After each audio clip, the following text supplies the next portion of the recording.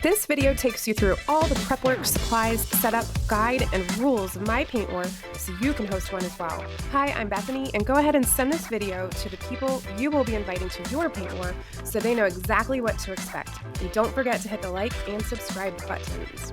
Students should bring a modest paint war undershirt to wear under the war t-shirt that will be provided at the war. Paint war shorts or pants, full change of clothes for after the war. You can be barefoot or wear shoes that will get painted, but flip-flops and Crocs are not recommended because of how slippery it will be. Or a head covering if you want. Paint might stain if it's not washed off immediately, especially for very light colored hair. Note to parents, if you have any requests or concerns about the paint war, please let your host know before the day of the paint war so they can be prepared. Supplies provided and are already prepared by the host are white t-shirts with targets that are rubber bands and 2 safety pins with little gatherings to assure the rubber band does not come off. 4 staggered on each shirt. Put names on all the shirts before the paint war so you know whose is whose. Scrap boxes to hide behind from your local hardware stores. We just used old lawn chairs and duct tape and boxes that weren't quite big enough. You'll need acrylic craft paint or washable paint.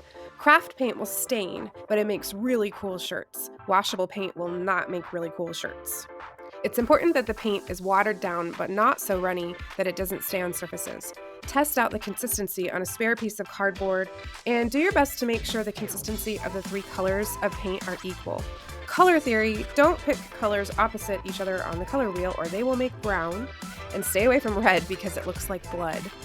For teams of 7 people on each, we had a Rubbermaid bin that had about 2 inches deep of paint, and then we added 5 inches of water and stirred it up. If you have more students participating in your paint war, you will need more paint. You'll need trash cans or bins for paint, 1 per team, plus a bucket if you're going to have stationary paint war participants. These water gun pencil things, I'm not exactly sure what they're called, but you can find them at the dollar store, which is where I got most of my supplies. You'll want several extra guns as prizes for the trivia, solo cups that you'll fill with extra paint for the winners of the paint war to drizzle on each other. You'll want goggles that I also found at the dollar store, spray paint for marking the playing field lines, some giant balloons, poster boards to make extra targets, which I wish I had made some extra targets to put on the cardboard, scrap fabric or old clothes to cover those balloons.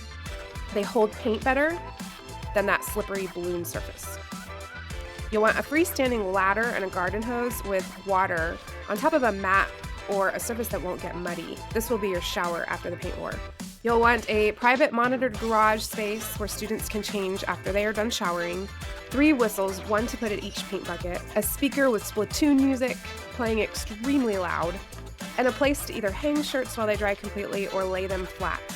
After they've completely dried, at least the next day, scrub them with a hose or water to get excess paint off. Then wash them, and everyone has a souvenir.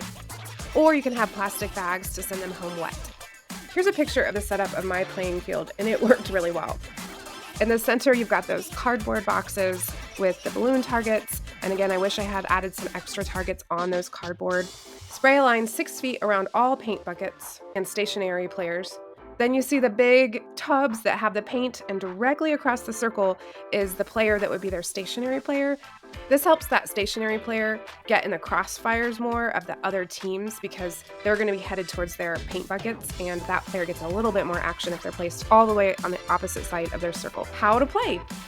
As a host, this might be the most important thing you'll need to do. Have the students put their extra clothes, a towel, and other belongings in the garage or the place that they're going to change after they wash off. Have them put that there immediately, not in your house. You'll need to divide the 3 teams evenly. The best way to do this is make a line of girls and a line of guys and have them line up by age. If the teams are not the exact same number of people, the teams with 1 extra person will need to rotate a player in.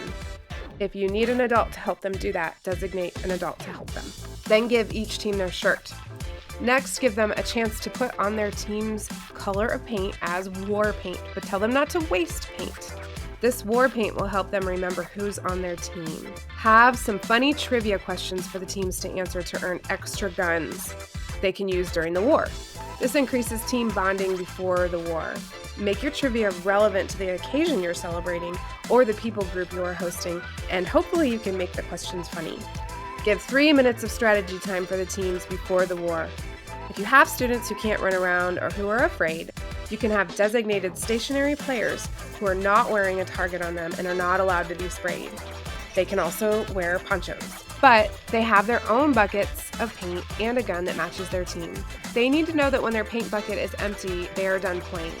Each team needs to have the same number of stationary players, so you might need to get an adult volunteer for this so it's even.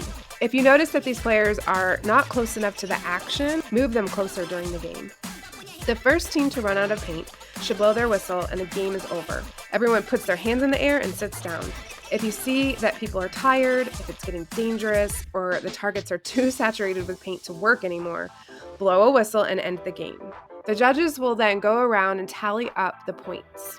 They will look at each target and award a point for the predominant color on each target, including the 4 targets on each player's shirt, and get a winning team. It's not always easy to tell which color should get a point, just do your best. Calmly, each player from the winning team picks one other player to dump or drizzle a solo cup of paint on. This can be their opponent or a teammate or themselves. This will be done calmly and one at a time with the victims all seated in a row facing the crowd. Really milk this thing. I picked a new color to add to the mix, this light teal color.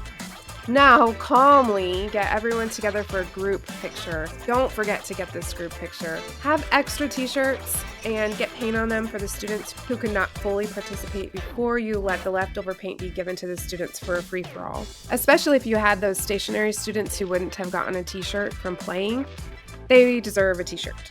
The remaining paint can be used in a free-for-all with the leaders just saying go, and make sure everyone knows that you still can't pick up the paint buckets or cans to dump and still stay within the paint war boundaries. Place the shirts somewhere to lie flat or hang and dry completely. Rinse them in outdoor water if you are concerned about your washing machine. Then wash them all together and you have a great souvenir from this epic event.